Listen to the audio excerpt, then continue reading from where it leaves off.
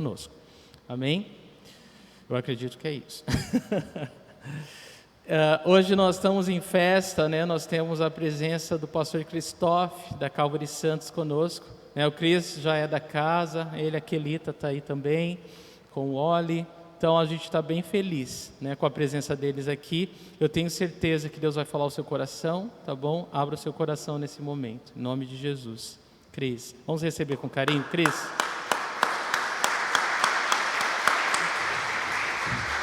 Amado pastor Cristóvão.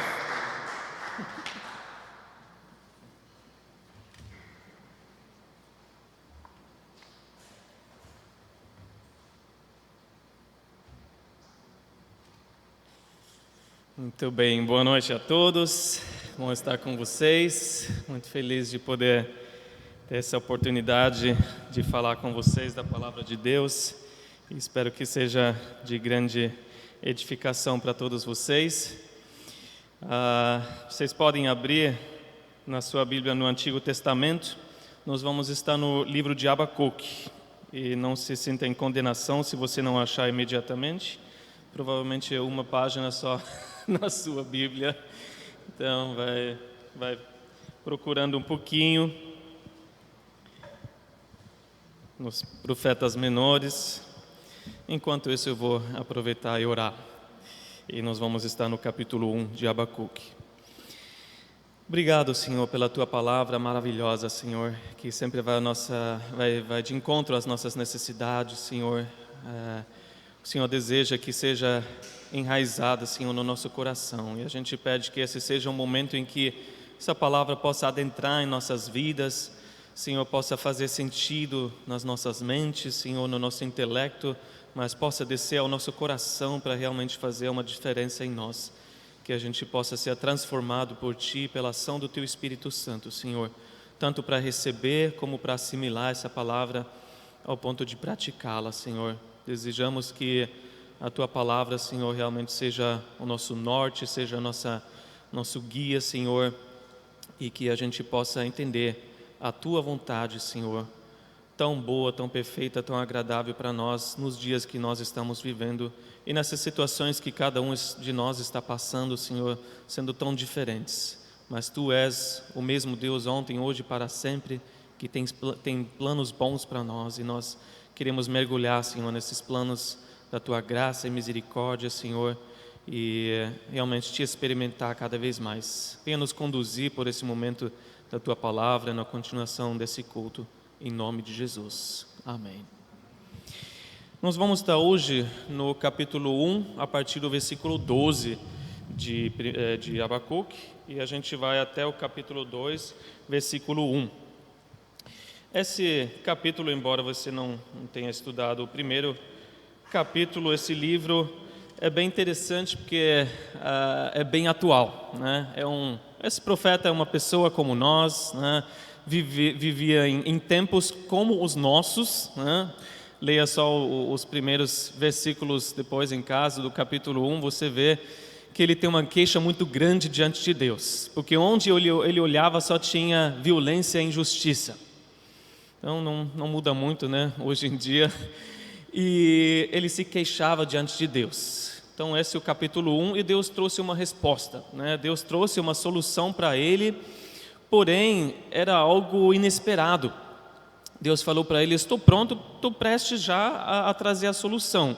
Não sei se você vai gostar. Estou trazendo uma nação ímpia e cruel, os babilônios. Eles estavam realmente em surgimento naquela época e se tornando um poder mundial.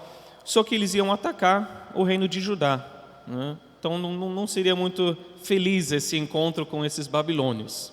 É praticamente assim: vou permitir que um vírus passe por toda a terra e mude toda a vida de vocês. Mais ou menos nesse estilo, né? Em primeiro lugar, não está para ver nada bom nisso daí, né? Obviamente a gente também se queixou bastante, né, com todas as circunstâncias que mudaram nos últimos 2 anos, mas Deus tem os seus propósitos em tudo.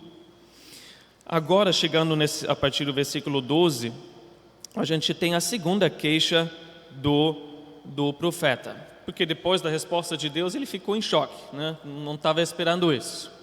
E a gente vai ver hoje, né, o que acontece quando Deus traz uma solução, né, que a gente não entende, o que a gente faz quando continua nessa situação.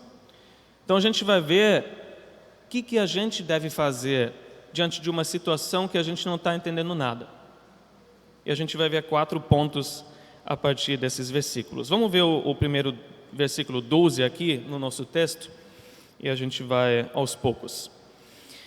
É a segunda queixa de Abacuque, tá? E ele falou: Senhor, tu não és desde a eternidade, meu Deus, meu santo, tu não morrerás. Senhor, tu designaste essa nação para executar juízo, ó rocha, determinaste que ela aplicasse castigo. Então a gente entende que Abacuque não gostou da ideia em primeiro lugar, né? Porém, Abacuque quer dizer aquele que abraça. Então ele abraçou o Senhor Deus, mas também não largou essa ideia de que Deus está fazendo algo que ele não estava entendendo. Ele não se isolou, né? não deu as costas para Deus, não se fechou, mas deixou a comunicação aberta com o Senhor, né? As vias, os meios de comunicação. Ele falou: essa bola ficou, né, do meu lado, agora eu vou levar de volta para o lado de Deus, né, no campo dele. Eu vou levar de volta num diálogo, porque os piores problemas acontecem quando a gente para de conversar com o Senhor. Abacuque nos mostra que você tem que estar em constante diálogo com o Senhor, principalmente nesses momentos que você não está entendendo nada.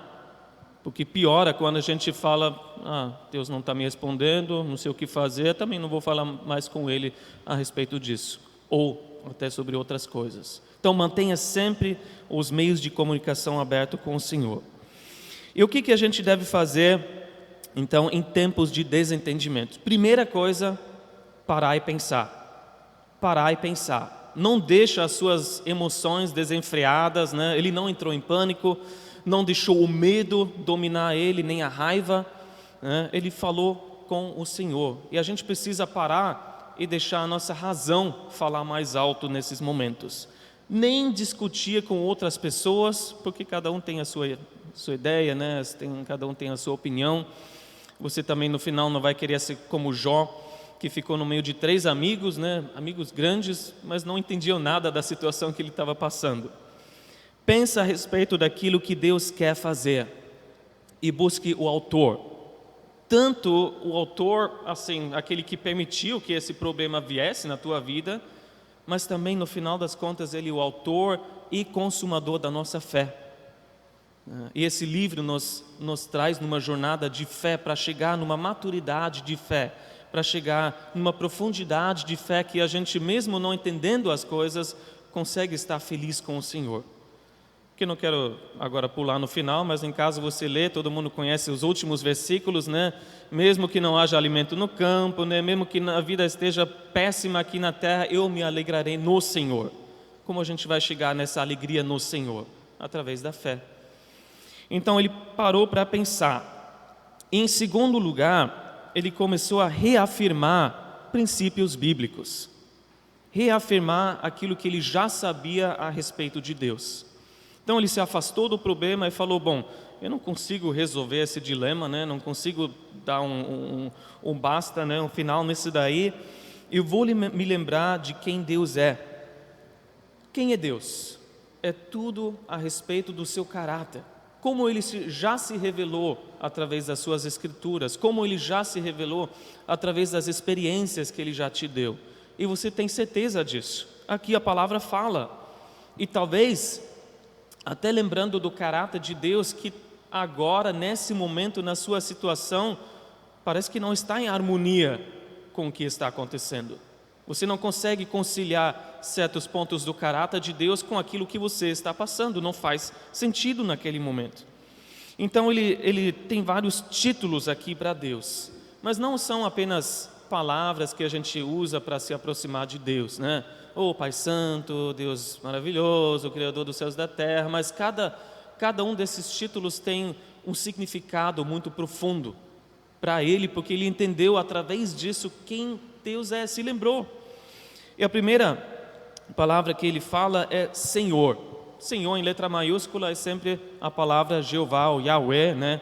o nome da aliança de Deus, pelo qual ele se revelou a Moisés, né?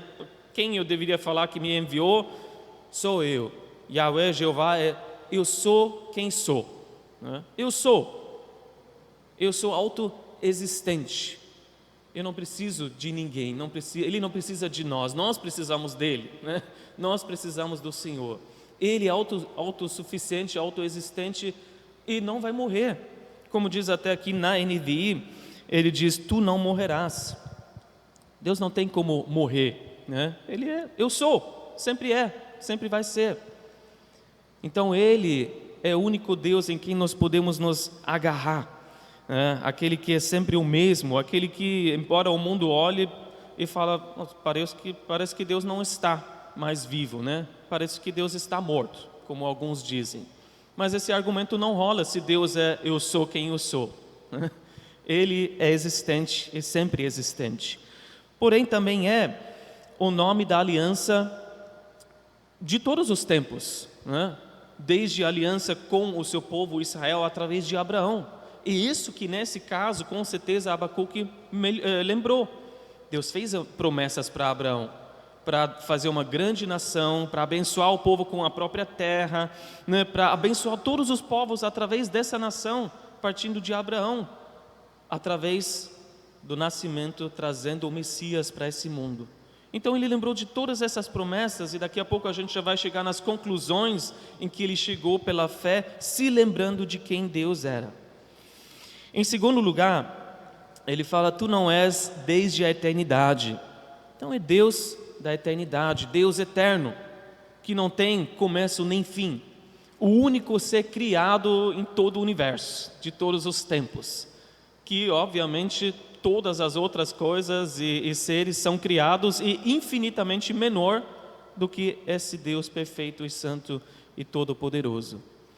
Um Deus de toda a eternidade, que desde a eternidade já fez os seus planos perfeitos, até o final, já está tudo programado, tudo, né, orquestrado por Ele. Ele sabia que tudo isso que a gente vê hoje em dia ia acontecer, que tudo isso que você está passando hoje ia acontecer naquela semana, naquele dia. Não tem surpresa para Deus, né? Ele sabia que faz parte dos planos dele. E a gente também entende, através do Deus da eternidade, que nada e ninguém pode frustrar os planos eternos. Não tinha babilônios que poderiam frustrar, dar um golpe nos planos de Deus, né? Não tem um vírus, obviamente, que dá um golpe nos planos de Deus. Não tem nada na sua vida acontecendo hoje que está dando um golpe, que está, né, acabando com os planos de Deus na sua vida. Não tem como. Ele vai levar esse plano bom até o fim, porque Ele sabe o que Ele está fazendo. Aliás, a gente vê na palavra de Deus que Ele tem esses planos e esses planos vão chegar num final maravilhoso, né? Num bom final. É só ler o livro de Apocalipse que você vai ver como a história termina. Mas qual é o propósito? O livro de Efésios, capítulo 1, versículos de 9 a 10, nos mostram o propósito desse plano. Qual é a intenção final? E Paulo fala, foi revelado.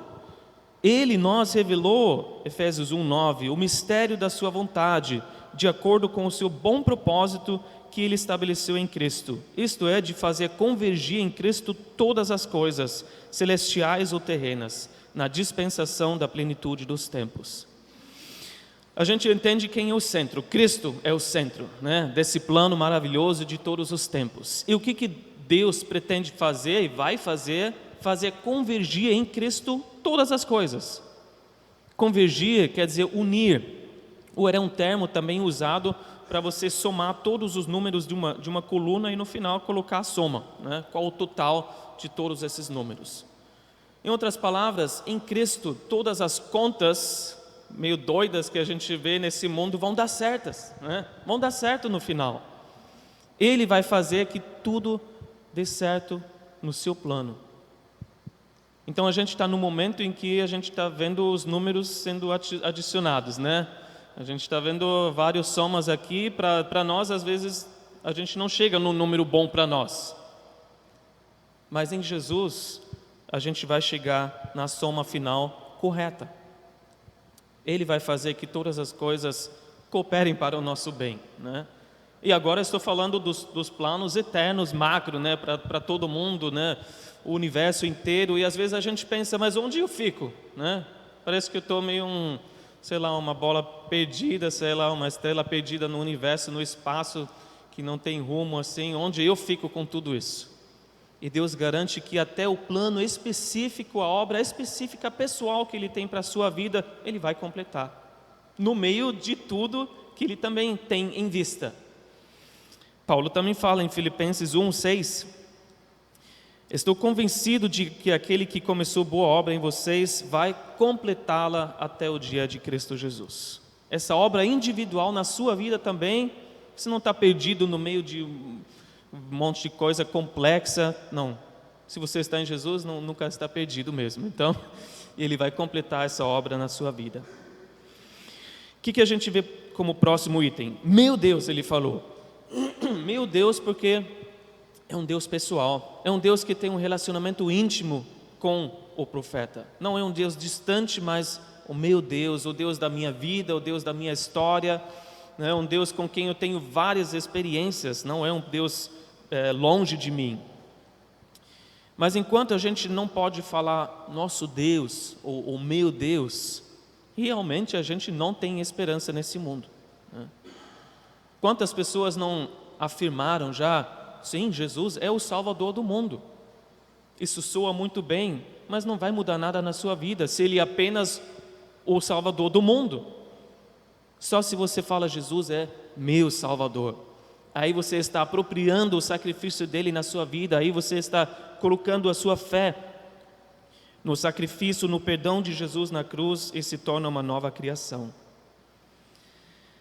Em próximo lugar, ele fala meu santo. E santo geralmente, e a gente vai chegar nesse ponto, né, a gente pensa ele separado, né, do pecado, ele é puro, né? Mas santo na sua raiz quer dizer inteireza, completude. Não falta nada em Deus, Ele é completo, Ele é quem Ele é sempre. Ele é consistente consigo mesmo, nunca falso, né? Nem que se Ele quisesse, né, que Ele não quer, Ele pode ser falso com você. Você pode confiar nele, não está em conflito, em contradição consigo mesmo, Ele é o mesmo para sempre. E ele fala no final do versículo 12, ó rocha. Uma rocha é um fundamento inabalável, que nos dá segurança. Segurança nas tempestades, quando a gente realmente não entende por que certas coisas estão acontecendo. E aí, a gente junta tudo isso que o profeta vê, que ele se lembra, e a gente chega no terceiro ponto. Agora, tudo que você lembrou, aplica na sua situação. Aplica para esse problema, ver o que acontece. Então ele começa, né? Bom, já que Deus é assim, Deus é o mesmo ontem, hoje, para sempre, então Ele não muda só porque eu errei aquele dia, só porque eu pequei, porque eu desobedeci o Senhor. Que se a gente vê a situação dele, voltando para o capítulo 1, ele poderia falar, nossa, olha a desobediência do povo de Deus. E poderia pensar, será que Deus mudou agora? Porque eles pisaram na bola feio, né? Nos últimos 20 anos ali do reino de Judá era só decadência, não tinha coisa bonita ali não. Só indo para o abismo. Mas ele lembra, não, Deus é assim que eu acabei de me lembrar. Então ele é fiel e continua sendo fiel com as suas promessas. Então ele tirou duas conclusões. Em primeiro lugar, ele concluiu pela fé, nós não morreremos. E como eu falei no versículo 12, diz, tu não morrerás, mas também pode ser traduzido com, nós não morreremos. E entendendo assim, ele chegou pela fé na conclusão, tudo isso que vai acontecer não vai ser o fim da nossa nação, né? Não vai ser o curso de todas as outras nações que um dia, né, surgiram, mas um dia também sumiram da face da terra, né? Nações das quais a gente lê no livro de história, hoje não existem mais daquela forma, né? Esse é o curso de todas as nações. Mas com Israel, com o reino de Judá, no caso, não. Embora todas as expectativas humanas nos levem a pensar nisso, né? à luz da ameaça que estava chegando, é isso que você imagina. E não é isso que a gente pensa em todas as situações que a gente vive. A nossa tendência é, você olha os fatos e você fala, só baseado nos fatos, eu imagino que vai ser assim, assim. E a gente tem a tendência de pintar o pior dos cenários, né? A gente já imagina que, nossa, esse vai ser o fim. E além dos fatos, a gente geralmente toma mais um passo e deixa a nossa ilusão e o nosso medo tomar conta e a gente vai para o surreal. E aí você já não sai de casa mais mesmo, né? Você já se tranca no quarto porque aí a coisa ficou feia. Ninguém falou que isso iria acontecer, mas na sua cabeça já é, né? Então, se já é, você já age né, em relação àquilo que você pensa que é, sendo que ainda nem chegou. Os babilônios nem chegaram, né? Não chegaram, não tinha nem uma nuvem ali, né, de poeira chegando, não, nada disso. Mas ele aplicou os princípios, quem Deus é, e falou, nós não morreremos. Não, porque os judeus são o povo escolhido de Deus. Foram escolhidos, continuam sendo escolhidos, né? Vão ser escolhidos. Nunca ninguém conseguiu exterminar esse povo. Não foram os babilônios, nós sabemos pela história, Abacuque não sabia, né? Mas pela fé acreditou. Na diáspora, na dispersão, sem terra, continuaram um povo com a sua cultura, com a sua língua, que não existe com outro povo igual na face da terra. Com um dia no livro de Esther, né, o decreto do rei Xerxes, que ele permitiu que num dia pudesse exterminar todos os judeus. Não deu certo. Com todo o ódio e as mentiras da Idade Média, não foram exterminados. Hitler, Stalin e outros não conseguiram exterminar o povo de Deus, porque Deus tem planos com esse povo. Mesmo que em cada momento da história parecesse o fim, né? Agora chegou o fim. Não chegou, porque são o povo escolhido de Deus. E a gente até entende, pelo livro de Apocalipse, que Deus ainda tem planos para esse povo na grande tribulação. Nem o anticristo consegue exterminá-los, né? Porque Deus tem um plano que Ele não vai abrir mão. E da mesma forma, às vezes a gente tem situações e a gente pensa, agora chegou o meu fim, né? Financeiro, emocional, físico, sei lá, de saúde mesmo. E Deus fala, não, você está em Cristo, eu ainda tenho planos para você no milênio, tá? E na eternidade. Não vai desistir da sua vida, hein? Eu não desisti, eu tenho um plano para a sua vida que eu vou terminar. Então o profeta entendeu, não morreremos. E em segundo lugar, no final do versículo 12, a gente vê, né, tu designaste essa nação para executar juízo e aplicar-se castigo. Ele entendeu, tudo bem, então os babilônios vêm para nós disciplinar. Toda disciplina terrena, celestial, tem um limite, né? Porque tem um propósito, um motivo, que é para você aprender, para você crescer, para você ser corrigido e não fazer mais, né? O propósito não é para te ferir, para causar dano ou para destruir para sempre. Então isso também já dá um alívio, né, para o profeta e para nós. Nós lemos sobre a disciplina de Deus no capítulo 12 de Hebreus. E lá fala que quando acontece, não é de grande alegria, né? Nenhuma disciplina parece ser motivo de alegria no momento, mas sim de tristeza. E aí o autor continua falando que mostra uma coisa quando a gente é disciplinado por Deus. Mostra que nós somos filhos, né? Porque Ele é o Pai que nos ama, que não quer que a gente continue naquele caminho errado, então Ele vai disciplinar. E isso vai produzir um fruto em nós, fruto de justiça e fruto de paz.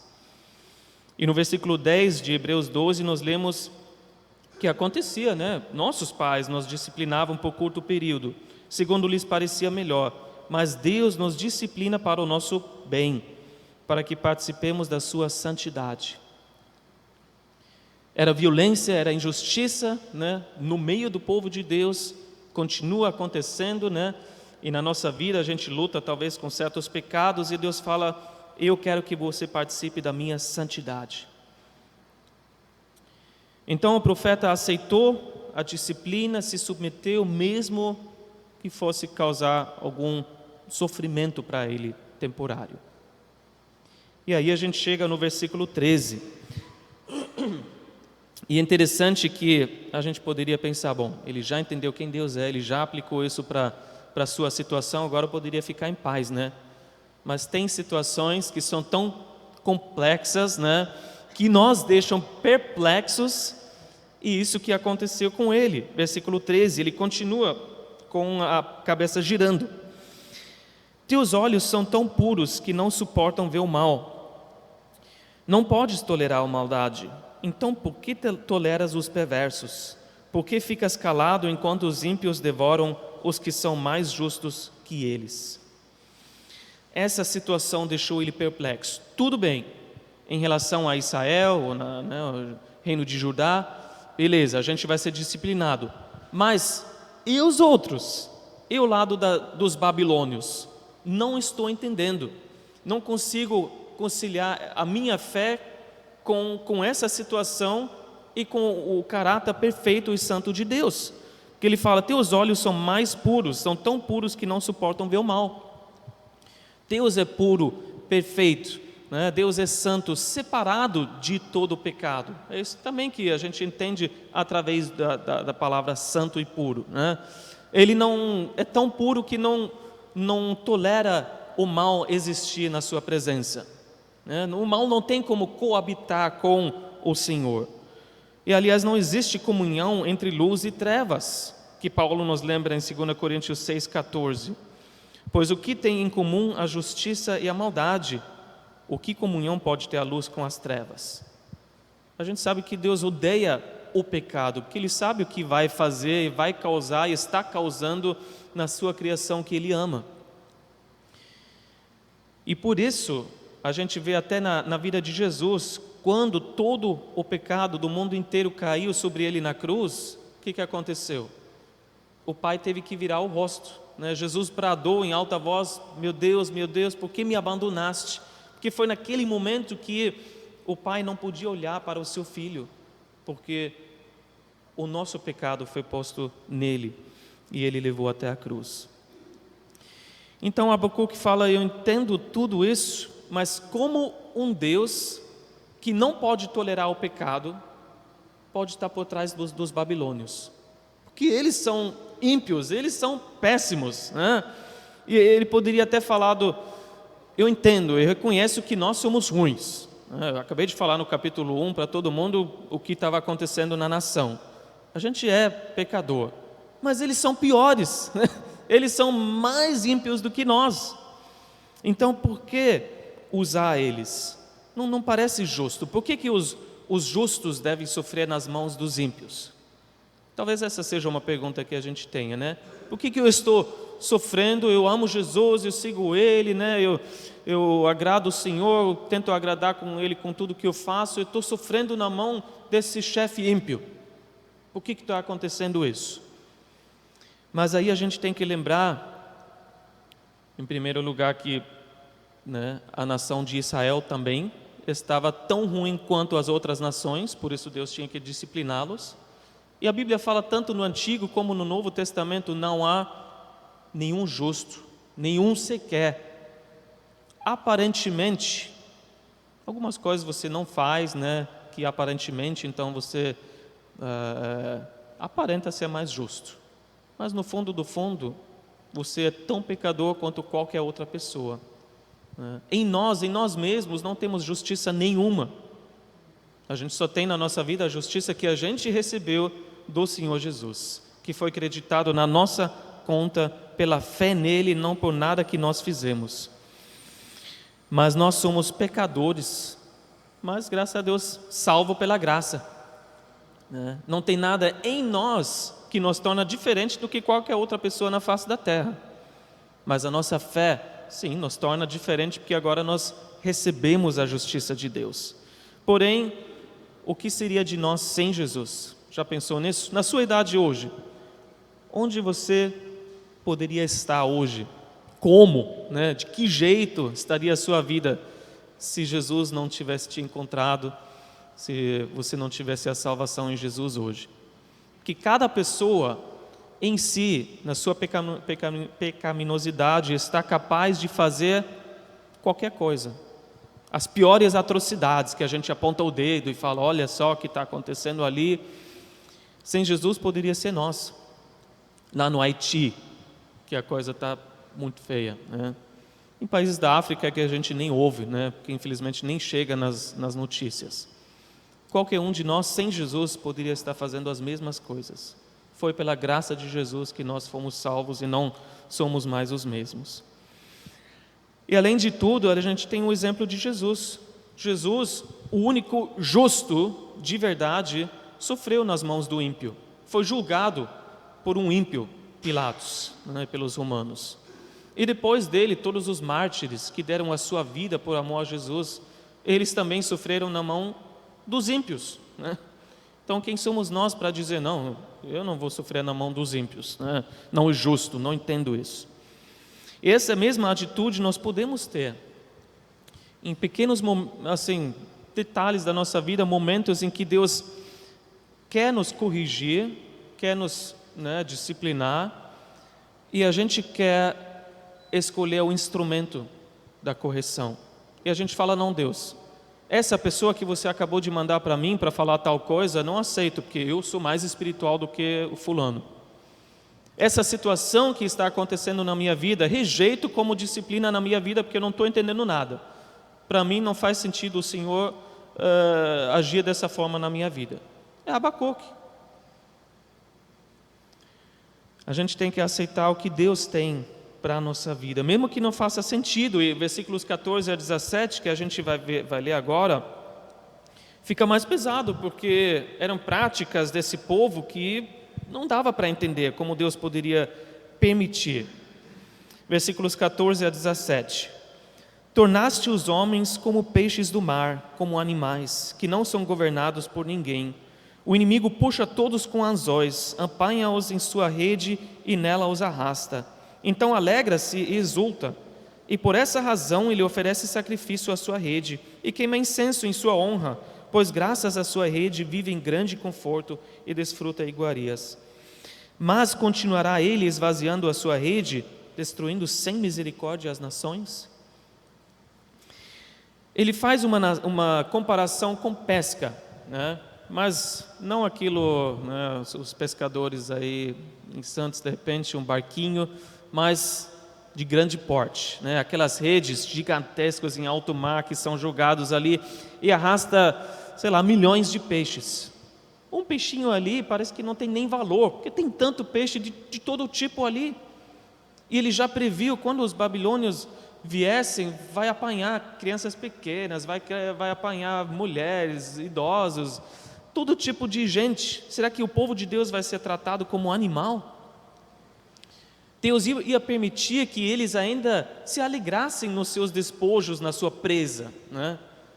Porque realmente Jerusalém, a cidade amada, seria destruída, o templo seria destruído, os utensílios de ouro consagrados seriam levados. Mais tarde, um dos reis, né, usaria esses utensílios para profaná-los numa festa, né, numa bebedeira, e tudo isso ia acontecer. Versículo 15, anzóis. Literalmente, os babilônios usavam anzóis nos seus cativos, né, no nariz, filha indiana, um amarrado no outro, andaram assim até a Babilônia. Como Deus poderia permitir uma coisa dessa? Parece até que ele estava recompensando os ímpios pela conduta terrível que eles tinham, sendo que eles deveriam ser julgados primeiro, né? Se a gente olha assim, eles são piores do que nós. E depois, para piorar ainda, eles iam adorar a sua própria força, o seu poder militar, a si mesmo, né, praticamente. E Deus, como que fica isso? Idólatras que adoram, exultam, né, na sua própria violência, no seu próprio sucesso. E Deus está por trás disso. Quais os propósitos? Quais os propósitos hoje, se a gente olha as grandes empresas, né, multinacionais, podendo fazer o que quiserem, só visando o lucro, mas não pensando em mais nada. Escapam impune muitas vezes, porque tem muito poder, muito dinheiro por trás, e os governos até, né, se dobram diante deles. Como que fica? Conteúdo que está saindo por aí, que não se importa com o desenvolvimento, com a alma das nossas crianças, né? Quando a gente vê qualquer um fazendo o que quiser para ganhar mais lucro, mas não se importando com a criação de Deus, né? A natureza que vai ficar para as próximas gerações. Seria até comparável com Deus usar um Estado Islâmico, os Talibã, né? A gente fala, não, isso daí não faz sentido nenhum. Por alguma razão, Deus permitiu que os Talibã, em pouquíssimo tempo, tomassem de volta todo aquele país. E quais os planos de Deus através de tudo isso? Temos que orar, né? De qualquer forma, por esse povo e lembrar, mas Deus permitiu. Como que alguém, um cristão, hoje está se sentindo no Afeganistão? Com certeza, morrendo de medo, porque qualquer hora pode perder a sua vida. Mas ao mesmo tempo ele começa a entender, Deus não mudou, Deus é o mesmo, Deus permitiu. O que Deus quer fazer? Mas não é brincadeira, não é fácil estar nesse país nesse momento. Nem no Haiti ou em outros, né, que está um caos. E no versículo 17 ele pergunta então, praticamente até quando eles vão fazer isso, né? Até quando vai continuar? Será que essa é a última palavra de Deus? Não pode ser. Mas ele não consegue enxergar além. Então ele pensa, Deus criou um grande problema para si mesmo, que no final só sobra eles. Quem sobra para julgar os babilônios depois? Parece que esse problema vai continuar. E aí ele chega no quarto ponto, aquilo que a gente deve fazer quando não entende nada. Capítulo 2, versículo 1. Ficarei no meu posto de sentinela e tomarei posição sobre a muralha. Aguardarei para ver o que o Senhor me dirá e que resposta terei à minha queixa. A resposta, diferente da primeira vez, não veio assim de imediato, né, bem rápido. E o que a gente faz quando Deus não responde? O quarto ponto, depois de aplicar tudo que a gente sabe a respeito de Deus, entrega para o Senhor em fé. Deixa com Ele, deixa o assunto com Ele e confia que no tempo certo Ele pode dar a resposta, mas não precisa. Tem certas coisas que a gente não vai entender mesmo desse lado, né, da eternidade, só quando a gente estiver na glória. Mas outras coisas que Ele vai deixar a gente saber no seu tempo. Então deixa o assunto com Ele e aguarda com paciência na resposta. Continua vivendo com a sua fé, trabalhando, fazendo as suas coisas, mas aguarda no Senhor. E se a sua situação for parecida com o do profeta, que você não vai conseguir aguentar muito tempo. Você tem algo muito urgente, então faz o que ele fez. O que Abacuque fez? Capítulo 2, versículo 1. Tomarei posição sobre a muralha. Vou me retirar para um lugar e aguardar em silêncio pela resposta do Senhor. Até que Ele me fale alguma coisa. Eu vou aguardar em silêncio a resposta do Senhor. E aqui a gente vê uma disciplina muito importante. Existem disciplinas espirituais, né, na vida do cristão. Coisas que a gente pratica e nos levam para mais perto de Deus, nos ajudam a experimentar a presença do Senhor. São práticas que a igreja já tem há muitos séculos, né? Não é nada novo. Aliás, a gente tem tudo na palavra de Deus. E nesse caso aqui é a disciplina do silêncio e da solitude. É a mesma coisa que Jesus fez. Lucas 5,16 nos fala que Jesus tinha esse hábito, mas Jesus retirava-se para lugares solitários e orava. Era o hábito dele. Quando ele também passou 40 dias no deserto, né, no final ele foi tentado, o que ele fez ali? Estava em solitude, num lugar solitário com Deus. O tempo todo falando? Provavelmente não. Muito tempo talvez em silêncio, só aguardando no Senhor, tendo comunhão com o Senhor. Mas essas práticas, muitas vezes já são meio esquecidos, né, no meio do povo cristão, porque é difícil. O silêncio, em primeiro lugar, é difícil, né, porque vai totalmente contra o vício cultural que a gente tem, de o tempo todo estar rodeado com algum barulho, alguma palavra, alguém falando, um alarme, uma música, qualquer coisa. E a gente até se sente desconfortável, né, no silêncio. Quem já não esteve numa reunião de oração e aí não ora ninguém por 1, 2, 3 minutos, talvez 4 ou 5, aí tem algum irmão que se sente tão, né, desconfortável que fala qualquer coisa só para quebrar o silêncio, né? A gente até se sente improdutivo, né? Parece que eu estou parado, não estou fazendo nada, tenho que fazer alguma coisa. Parece que não tem valor no silêncio. Então a gente tenta o quê? Preencher, quebrar o silêncio com qualquer onda sonora, né? Uma palavra nossa, ou uma palavra de outra pessoa, ou um aparelho ligado. Tanto que hoje em dia, quem consegue discernir quais realmente as palavras importantes para a nossa vida? Tudo no trabalho a gente quer resumido, né? Me manda alguma coisa, mas fala da forma mais breve possível, né? Não tenho tempo para atender tudo aqui. E aí a gente entende que a gente precisa de um tempo a sós com Deus para ouvir a voz dele, não outras coisas ao nosso redor. É como se a gente colocasse um aviso, né, na porta do nosso coração, da nossa vida: por favor, não perturbe, né? Não perturbe, por favor. Você não acha que o mundo consegue, pelo menos por meia hora, 1 hora, um dia ou até mais, viver sem você, continuar sem você? Nem todas as palavras, mensagens ou o que for que chega até você precisa ser respondido imediatamente. Tem algumas coisas que você nem deve responder, né? Deixa para lá. Nós precisamos estar só com Deus. E aos poucos, quando você começa a praticar isso, outras vozes vão sumir. O caos que você convidou na sua vida vai ficar mais calmo, vai sumir também. A gente vai começar a prestar atenção na voz do Espírito. E o que acontece então? Geralmente vai à superfície, o Espírito vai trazer à superfície na nossa vida coisa que a gente talvez não goste, né? E a primeira coisa talvez seja: você anda muito ocupado com a sua agenda externa. Está tudo cheio, não tem nenhum minuto para mim, né? Talvez seja isso uma coisa que a gente ouça. Talvez a gente entenda uma tristeza que está no nosso coração, uma mágoa, uma raiva que a gente não lidou nunca com isso. E aí no silêncio de repente sai. Mas a gente começa a ter uma comunhão mais profunda com Deus e consegue descansar nele. A gente até começa a lembrar o nosso valor, né? Que o nosso valor não está nas coisas que a gente está fazendo, que o nosso valor não está na nossa produtividade ou no reconhecimento por outras pessoas, mas está em quem nós somos em Jesus.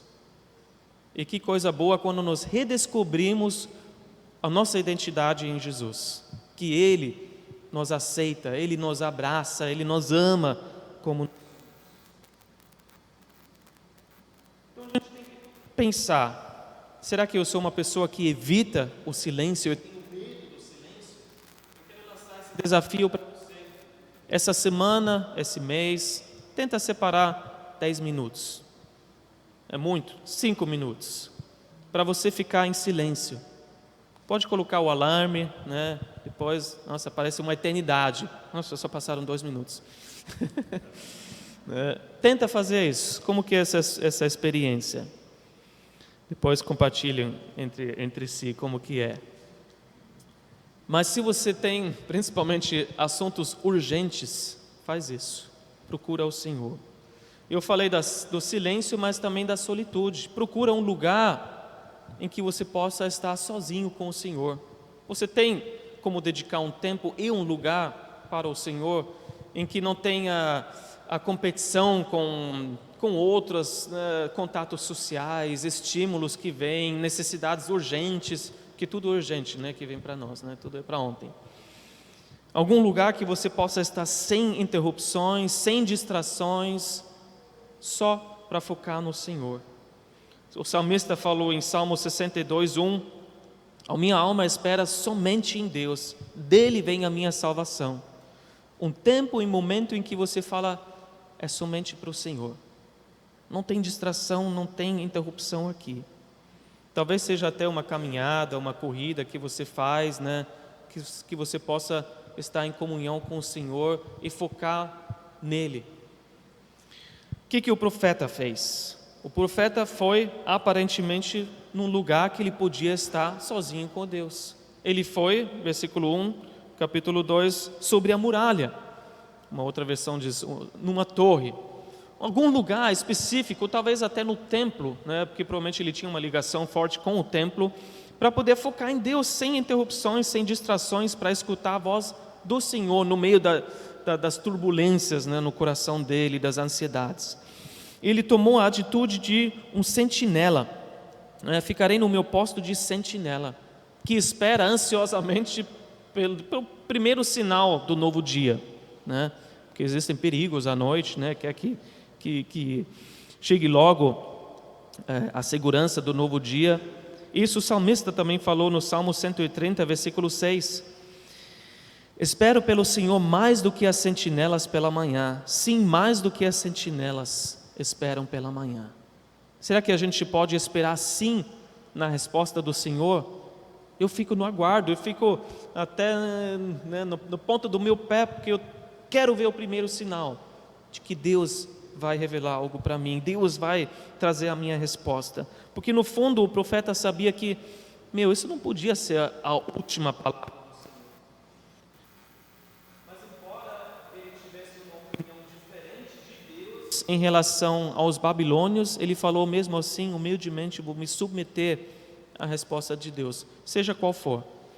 Ele não disse, se eu não consigo entender, nas próximas 72 horas, eu me recuso a acreditar em Deus.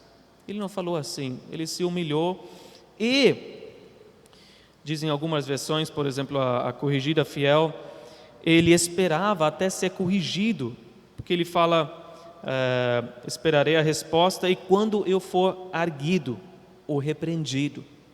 Ele estava na humildade até esperando que talvez ainda tenha um problema em mim também que Deus precisa corrigir. Isso que a gente também tem que ter em mente. Eu aguardarei. Até quando? Até Deus dar uma resposta. E a gente não pode cair numa resignação e falar, Deus não falou agora, eu já fiquei 2 minutos em silêncio, né? Cadê o Senhor? Cadê o Senhor falando comigo? O que está acontecendo? Deus não fala comigo. Não caia no perigo, né? Na resignação. E também não caia para o outro lado, você fala, eu sou mais sábio, né? Deus deve estar errado nesse assunto que eu não entendo.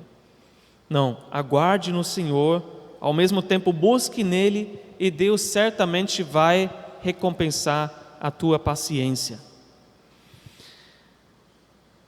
Resumindo então, você tem alguma situação assim que você não está entendendo? Então pare para pensar. Se lembre quem é Deus. Como Deus já se revelou na sua vida. Lembre dos princípios bíblicos. Então, terceiro lugar, aplique esses bíblicos, versículos, caráter e tudo mais de Deus na sua vida. E em último lugar, ainda não resolveu? Então, entrega esse assunto, essa questão para o Senhor em fé. E você vai crescer através disso, de fé em fé. E Deus prometeu de glória em glória. Amém? Vamos orar. Senhor Deus, obrigado pelas tuas infinitas misericórdias, pela tua graça, Senhor, derramada sobre as nossas vidas. Obrigado, Senhor, que nós sabemos quem tu és e, Senhor, cada um de nós já experimentou na sua vida, Senhor, na sua jornada de fé, quem o Senhor é. Temos total certeza, Senhor, mas ao mesmo tempo somos desafiados na nossa fé através de circunstâncias que nós vivemos, através de certas situações que nós vemos, Senhor, talvez nem presenciamos, mas ficamos sabendo, Senhor.